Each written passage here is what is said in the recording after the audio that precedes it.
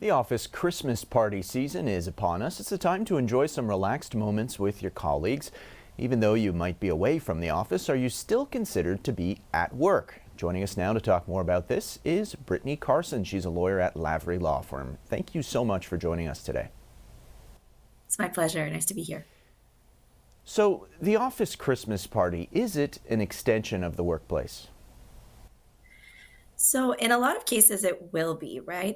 When you're at your office Christmas party, you're often there at the request of your employer because you've been invited there in an event that's been planned and often paid for by your employer. Sometimes it's even seen as sort of a team building activity. And because of that, there is this connection with the workplace, and it's viewed often as something that will be in the course of your employment. And so, the operative word being in an office Christmas party being office.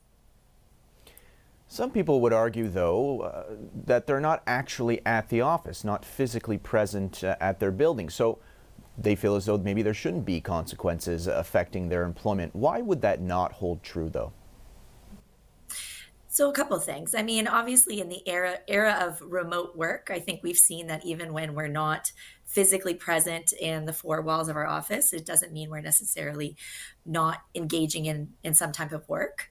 But also, again, we're in a sphere where you're there often because the employer has invited you, has sponsored and paid for and endorsed an activity.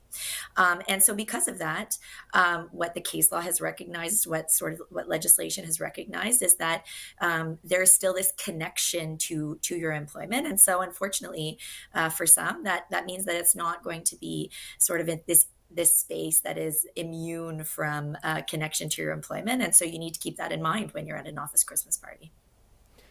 Do employers also hold some responsibility at the office Christmas party? Absolutely. So, if, as I said, this is a sphere that is often seen as being connected to the workplace, that means that employers will have a responsibility in most of these cases to make sure that what's happening at the Christmas party is not in violation of their policies. And I would say that from experience, when we're talking about what happens in at an office Christmas party, and when that becomes problematic, often this will fall into three buckets. So sometimes we see things related to injuries, people getting hurt at the office Christmas party. We do see a lot of issues related to psychological and sexual harassment happening at the Christmas party, and then misconduct, right? Policy breaches, even violence. Some of this can really be connected, as you'd imagine, to people being overserved or having too much alcohol at the office Christmas party. So important for the employer to recognize it has obligations. It's important for it to be in prevention, to make sure its harassment policy is up to date, that it tells its employees what it expects at the office Christmas party, the type of behavior they have to engage in, and that, they're putting rules in place when it comes to alcohol, making sure people are not being overserved.